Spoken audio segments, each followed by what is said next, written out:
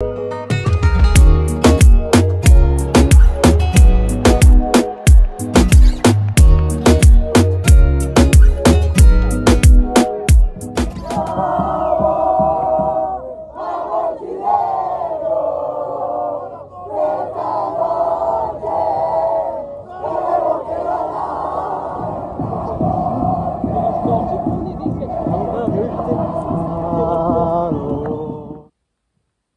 salut les gars, je suis content, malgré la défaite. Ouais, je vous expliquais. Voilà, le débrief tant attendu, France-Chili, bah le voilà, le voici. Comme promis, chose due.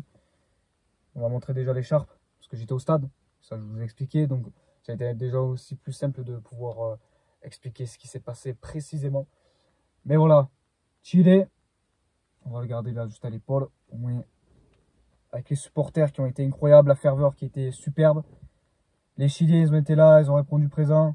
Superbe match malgré la défaite, comme j'ai dit, mais voilà, le Chili qui est en pleine reconstruction avec Ricardo Gareca, qui redonne de la confiance à l'équipe et qui l'a rappelé des joueurs d'expérience tels que Mauricio Isla ou Eduardo Vargas. Très très content. Ben déjà, voilà, restez jusqu'à la fin de la vidéo parce qu'il y aura quand même de belles surprises. Il y aura ce que j'ai pu enregistrer, ce que je mettrai à la fin. Voilà, les supporters chiliens et toute cette ferveur avec ce but que j'ai pu enregistrer et puis garder pour Marcelino Núñez. Très content, très très content. J'ai pu l'avoir au meilleur des moments.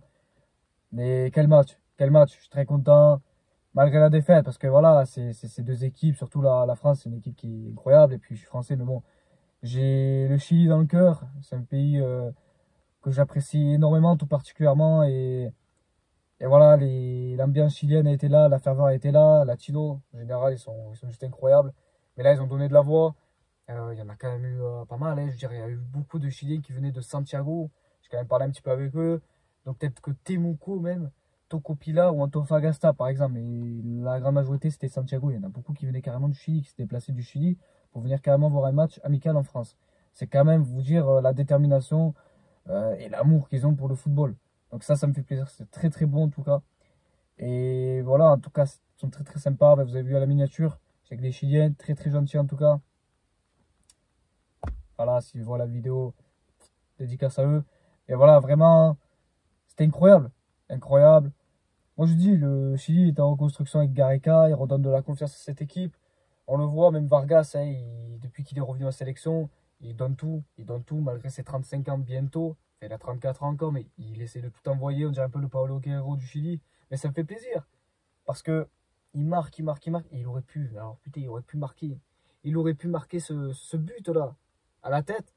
Si elle aurait été un peu plus déviée, un peu plus cadrée, elle serait rentrée. Mais ça a touché le poteau, dommage. Dommage, ça va rentrer, frérot, ça va rentrer. Le Mano, très très très content. Alexis Sanchez, qui a reçu un très bon accueil. Et puis il a joué à Marseille, donc du coup, c'était logique quand même qu'il soit bien accueilli. Et puis on était très contents. Je me suis levé, j'ai applaudi. Bravo capitaine, hein, le premier, c'est respect quoi. Donc moi j'étais content de le voir. Sanchez, Lino Malavilla. Et voilà, tout le beau man, Eduardo Vargas qui a tout donné, qui a fait un très très beau match. Mauricio Isla aussi, parce qu'on parle des anciens, mais Mauricio Isla a été très présent aussi. Une bonne défense et tout. Victor Davila, que je trouve que je le sens beaucoup plus à l'aise depuis qu'il est sous le directeur technique de Ricardo Gareca. Donc franchement, tant mieux. Là, je vois que l'équipe est mieux, joue mieux. Claudio Bravo, qui essayait de répondre présent un maximum, tu vois. Après, il faut pas non plus trop en demander parce que on peut pas comparer Mike Maignan à Bravo. Bravo, il a 42, je veux dire, ou 41. Et je veux dire, voilà, c'est un peu le bouffon que je vous ai dit du Chili. Après, ouais, certainement, il a un âge où beaucoup ne sont plus gardiens, mais il a quand même une sacrée performance. Il a été peut-être sous-estimé, mais je trouve que c'est un très très bon gardien. C'était mieux de mettre Bravo plutôt que de mettre Arias, par exemple. Arias, il est quand même...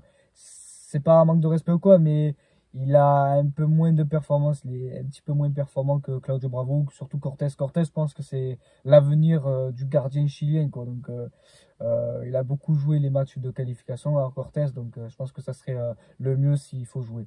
Mais franchement, ça a été un très beau match. Après, voilà, Sanchez, je pense qu'il avait fait une frappe au-dessus en première période. C'était dommage. Je pense que c'était lui qui avait frappé, mais très joli match il a fait. Généralement, après, c'est une équipe de fou. Hein. La France, je veux dire, ils ont marqué. Fofana, Kolo Muani, après Giroud. Et Giroud, 57e but. Ouais, voilà, très beau match avec de la ferveur, comme je dis, de l'ambiance. C'était incroyable. Et après, voilà, c'est. Ah, je crois que j'ai tout dit. C'est un match qui a été bien.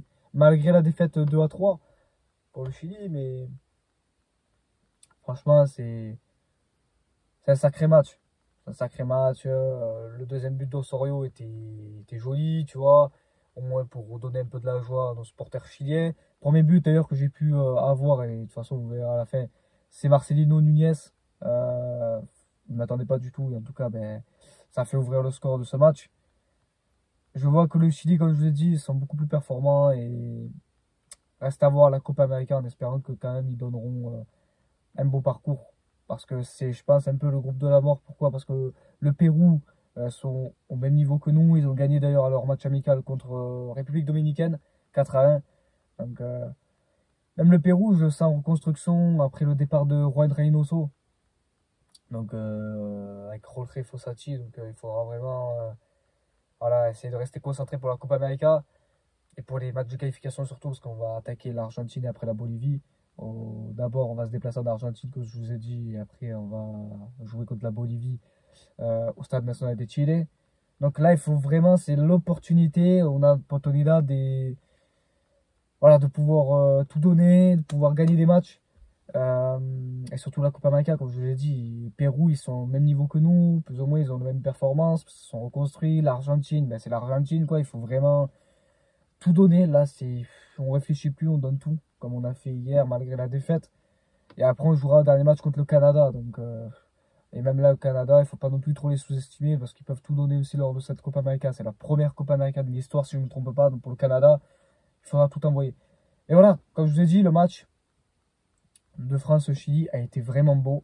Et une superbe ambiance. Avant tout, c'est du football, c'est un jeu. On s'est régalé malgré la défaite. Vraiment, une très belle soirée on a passé. Et puis voilà, les gars. On se dit à la prochaine pour une prochaine vidéo. Et ça sera vraiment sur la Copa América. Je vous parlerai vraiment de ce que les Chiliens en général nous attendent pour la Copa América et comment on va se préparer. Et sur ce, je vous dis à la prochaine. Allez, on passe directement aux images.